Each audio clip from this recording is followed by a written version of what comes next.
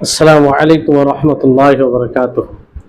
الحمد لله رب العالمين والعاقبة للمتقين والصلاة والسلام على سيد الأنبياء والمرسلين وعلى آله وصحبه أجمعين. أشهد أن لا إله إلا الله وحده لا شريك له وأشهد أن محمدا عبده ورسوله. أما بعد، رب اشرح لي صدري ويسر لي أمري واحلل عقدة من لساني يفقهوا قولي. رب زدني علما رب زدني علما. সম্মানিত দর্শকবৃন্দ, আল্লাহ তাবারক ওয়া তাআলার অশেষ দয়া যে আল্লাহ তাআলা আমাদেরকে সুস্থ রেখেছেন এবং এমন দিন দান করেছেন যে দিনের প্রতিটি হুকম, প্রতিটি বিধান আল্লাহ তাআলার হিকমতে পরিপূর্ণ, যার উপরে কোনো প্রকারের ত্রুটি খুঁত বের করার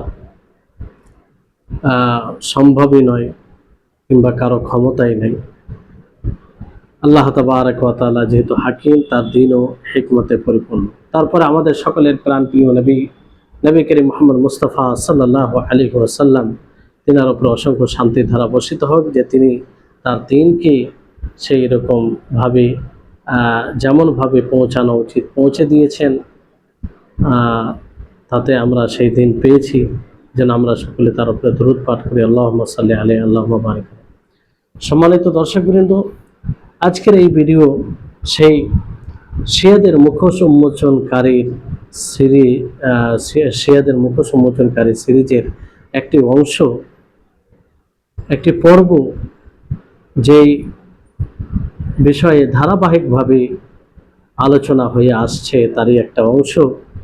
আজকের এই পর্বে, আজকের এই অংশে একটি তাদের গুরুত্বপূর্ণ বিষয় নিয়ে কথা বলবো। সেটা হচ্ছে যে শিয়াদের নিকটে একটি আমল রয়েছে কিংবা আকীদা রয়েছে, ধারণা রয়েছে, তারা বাস্তবায়নও করে। সেটা হচ্ছে মুতআ। এটা একটা জঘন্য বিধান, আকীদা তাদের নিকটে, যে মুতআ আসলে এই মুতআর মাধ্যমে তারা ব্যভিচারের রাস্তাকে সহজ করে দিয়েছে। নির্লজ্জতার, অশ্লীলতার সীমা তারা অতিক্রম করেছে। শিষ্টাচার সবকিছুকে তারা শেষ করে দিয়েছে। মানুষের যে একটা লজ্জার সীমা রয়েছে, সেটাকে তারা অতিক্রম করেছে। তারা ইসলামের নামে যে এই মুতআ নামে জিনিসটির প্রচলন রেখেছে, এতে তারা ইসলামের বদনাম ছাড়া কিছু করেনি, ইসলামকে কলঙ্কিত ছাড়া কিছু করেনি। ইসলামকে তারা কলুষিত করেছে, ইসলামকে তারা কাঠগড়ায় রেখেছে। তাদের এই আকীদার মাধ্যমে ইসলাম প্রশ্নের সম্মুখীন হয়েছে। ইসলামের অবলম্বনকারী তারা, তাদের মাথা হেট লজ্জিত হয়েছে, যে এটার সাথে ইসলামের কোনো সম্পর্ক নেই, যেটা থেকে ইসলাম শুধু নিষেধই করেনি, বরং এর সমস্ত দ্বারকে বন্ধ করে দিয়েছেন, যাতে কোনোভাবে এগুলো না হয়। তো আসুন, এই মুতআ তাদের নিকটে কি, শিয়াদের আকীদা যে কোনো ব্যক্তির ঈমান অতক্ষণ পর্যন্ত পরিপূর্ণ হবে না, কমপ্লিট হবে না, যতক্ষণ পর্যন্ত সে মুতআ না করে। মুতআ যদি না করে, তাহলে সে তার ঈমান পূর্ণ হবে না। মুতআ কাকে বলে? মুতআ তাদের নিকটে যে একজন পুরুষ একজন মহিলার সাথে সে উপভোগ করতে পারে। একজন পুরুষ একজন মহিলার সাথে সে যৌন ইচ্ছা পূর্ণ করতে পারে, সেই মহিলার অভিভাবকের অনুমতি ছাড়াই, সাক্ষী ছাড়াই। একজন পুরুষ যে কোনো মহিলাকে তার সাথে কথা বলেই সে তার দ্বারা উপভোগ করতে পারে, তাকে ব্যবহার করতে পারে, তার সাথে জেমা করতে পারে। তো এটা তাদের দ্বীনের অংশ। নাউজুবিল্লাহ, তারা এটাকে দ্বীনের অংশ মনে করে। আর এটা না করতে গেলে তাদের ঈমানই পূর্ণ হবে না। এটা সরাসরি ব্যভিচার, জিনা।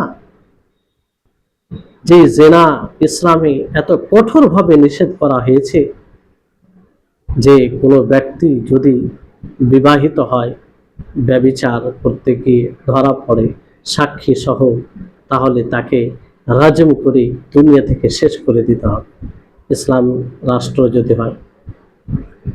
আর যদি অবিবাহিত হয় তাহলে তাকে 100 কোড়া ও 1 বছরের জন্য শহর বদর করে দিতে হবে, শহর তাকে ছাড়িয়ে দিতে হবে।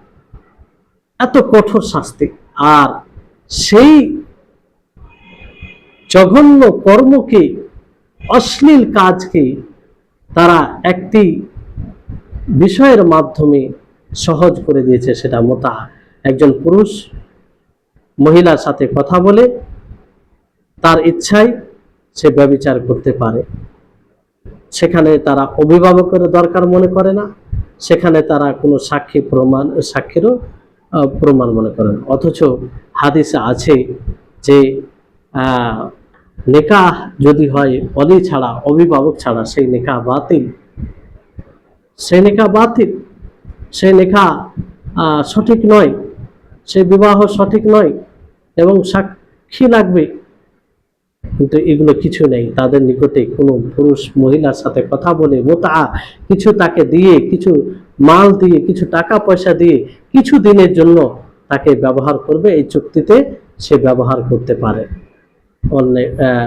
ব্যভিচার সবকিছু হবে, তাতে তাদের সন্তান জন্ম হবে, সেই সন্তানও তাদের নিকটে বৈধ। চিন্তা করুন, তারা ইসলামকে কলুষিত করেছে, তারা ইসলামকে এইভাবে তারা বদনাম করেছে। আর আমরা তাদেরকে ভালোবাসি, আমরা তাদের দিকে ধাবিত হই, আমরা তাদের ব্যাপারে ধারণা রাখি যে তারা ইসলামের প্রতিনিধি করে, আমরা তাদেরকে আমাদের কল্যাণকামী মনে করি, আমরা তাদেরকে হিরো মনে করি। কিন্তু এই বিষয়টি তাদের মাঝে ব্যাপকভাবে রয়েছে, কোনো সমস্যা নেই। জি, কোনো সমস্যা নেই, মুতা করে। আপনি আজকেও যান তাদের মাঝে, মুতা ও এ নাই। সামান্য কিছু আপনি মাল দেন, টাকা পয়সা দেন, কিছুদিন 10 দিনের জন্য, 5 দিনের জন্য আপনার সাথে থাকবে, আপনি তার সাথে যা ইচ্ছা তাই করবেন, যৌন ইচ্ছা পূর্ণ করতে পারেন। এটাকে তারা মুতা বলে। আর এটার ব্যাপারে তারা ধারণা রাখে যে এটা ছাড়া তাদের ঈমানই পূর্ণ হবে না, কামিল মুমিন হবে না, পূর্ণ মুমিন হবে। তারা বলে যে ব্যক্তি কোনো মুমিন মহিলা সাথে মুতা করলো, মানে তার সাথে চুক্তি করে ব্যভিচার করলো, মুতা করলো, তার সাথে সময় অতিবাহিত করলো, তো সে যেন 70 বার কাবার জিয়ারত করলো। নাউজুবিল্লাহ। একটা জঘন্য আমলের সাথে, অশ্লীল কাজের সাথে তারা কাবার জিয়ারতের সাথে এটাকে 70 বার কাবার জিয়ারত করে যতটা নেকি পাবে, ততটা এই জঘন্য কুকর্ম করে তারা নেকি পাবে। চিন্তা করেছেন? তারপরে শিয়াদের ইমাম আজম খোমেনি তা সেও বলে যে যেখানে মহিলাদের, মেয়েদেরকে উপভোগ করার বিষয়, যেমন মেয়েদেরকে উত্তেজিত হয়ে যৌন ইচ্ছার সাথে স্পর্শ করা, তাদেরকে চিমটি কাটা, এতে কোনো অসুবিধা নেই, এতে কোনো অসুবিধা নেই। যদিও সেই মেয়েটি দুধ পানকারী ছোট বাচ্চা মেয়ে হয়। ভাবতে পেরেছেন? ইমাম খোমেনি তার এই কথা আপনি দেখুন, তাহরিরুল ওয়াসিলা এই কথা পাবে যে সে বলছে যে কোনো মেয়েকে যৌন ইচ্ছায় স্পর্শ করা, ছোঁয়া, তাকে চিমটি কাটা, এতে কোনো অসুবিধা নেই। যদিও সেই মেয়েটি দুধ পান করে, মানে ছোট বাচ্চা মেয়ে হয়, তারপরও তাকে যৌন ইচ্ছার সাথে স্পর্শ করা, চিমটি কাটা, এতে কোনো অসুবিধা নেই। তো এখান থেকে বুঝে যাচ্ছে যে তাদের নিকটে মেয়েরা উপভোগের সামান, যে তাদেরকে শুধু উপভোগ করো, এর কোনো নীতিমালা নেই। জি। আর এই বিষয়ে মশহুর শিয়া আলেম শেখ মুসাবি সে বলে যে যে যারা মানে যে পরবর্তী সময়ে সুন্নি হয়ে গেছিল, মানে আগে সে শিয়া ছিল, পরবর্তী সময়ে সে সুন্নি হয়ে গেছিল, সে বলে যে কত এরকম মোতাবাজ রয়েছে, মানে যে মোতা করেছে, এরকম রয়েছে যে ব্যক্তি মোতা সে কোনো মেয়ের সাথে করলো, মানে চুক্তির সাথে তার সাথে ব্যভিচার যা করার কয়েকদিন সময় অতিবাহিত করলো, তারপরে তার মায়ের সাথেও মোতা করলো, নাউজুবিল্লাহ, তারপরে তার বোনের সাথেও মোতা করেছে, তার ফুপির সাথেও মোতা করেছে, তার খালার সাথেও মোতা করেছে। এমনও হয়েছে যে কিছু এরকম বড় বড় তাদের বড় বড় বড় মাশায়েখ আলেম, তাদের যে ধর্মগুরু, তারা কোন মেয়ের সাথে মোতা করেছে চুক্তিবদ্ধ হয়ে, কিছুদিন তার সাথে ব্যভিচার করেছে, থেকেছে একসাথে, তারপরে ওই মোতা করাতে যে সন্তান জন্ম নিয়েছে অবৈধভাবে, আমরাও অবৈধভাবে বলছি, কিন্তু তারা তো তাদের নিকটে তো এটা দিনের অংশ, তো অবৈধভাবে যে সন্তান মেয়ে জন্ম হয়েছে, তার সাথেও যখন অনেক সময়ের পরে যে সে যখন যুবতী হয়, তার সাথেও সে মোতা করেছে, নাউজুবিল্লাহ মিন যালিক। এটা কি ইসলাম হয়? ইসলাম কি এতটাই জঘন্য হতে পারে? এইরকম নীচ শিক্ষা দিতে পারে? যারা এগুলো করে, যাদের ধর্মগুরু এগুলো করে, তারা এটাকে দিনের অংশ মনে করে, আর তাদেরকে নিয়ে আমরা লাফালাফি করি, তাদেরকে নিয়ে আমরা হই হট্টগোল করি, তাদের বিরুদ্ধে আমরা একটা বাক্য শুনতে চাই না। কেন? আমরা এতটাই কি তাদের ব্যাপারে, মানে তাদেরকে চিনতে গিয়ে এতটাই কি আমরা অজ্ঞতার মধ্যে রয়েছি? এতটাই অজ্ঞতার মধ্যে রয়েছি, যারা দিনকে কলুষিত করে, যারা আল্লাহ তাবারক ওয়া তাআলার প্রদত্ত দিন, বিধান, শরীয়তকে কলঙ্কিত করে, এই শিক্ষা যদি অমুসলিমরা শুনে, তাহলে কি তারা ইসলামকে ফলো করবে? ইসলামকে কখনো ভালো বলবে? এটা মূলত ব্যভিচারের একটা পথ। সহজভাবে যে কোনো মহিলার সাথে ব্যভিচার করো, তার সাথে চুক্তি করো, কিছু পয়সা দাও, ব্যভিচার করো। এইভাবে কত না জায়েজ সন্তান জন্ম নেই। মায়ের সাথে, নিজের বেটির সাথেও মোতার মাধ্যমে তারা জিনা করে, ব্যভিচার করে, নাউজুবিল্লাহ মিন যালিক। তাহলে চিন্তা করুন কত ভয়ঙ্কর, কত জঘন্য এটা একটা তাদের বিধান, যেটা শরীয়তের সাথে, কিতাবুল্লাহ ও সুন্নতে রাসূলের সাথে কোনো মিল নেই, তার কোনো মূল নেই, সম্পূর্ণ কোরআন হাদিস বিরোধী। সম্মানিত দর্শক বৃন্দ, এই জন্য প্রয়োজন আছে তাদের ব্যাপারে আমাদেরকে চোখ নাক খোলা রাখতে হবে, তাদের থেকে সাবধান থাকতে হবে। তারা ইসলামকে কলঙ্কিত করতে ছাড়ে না।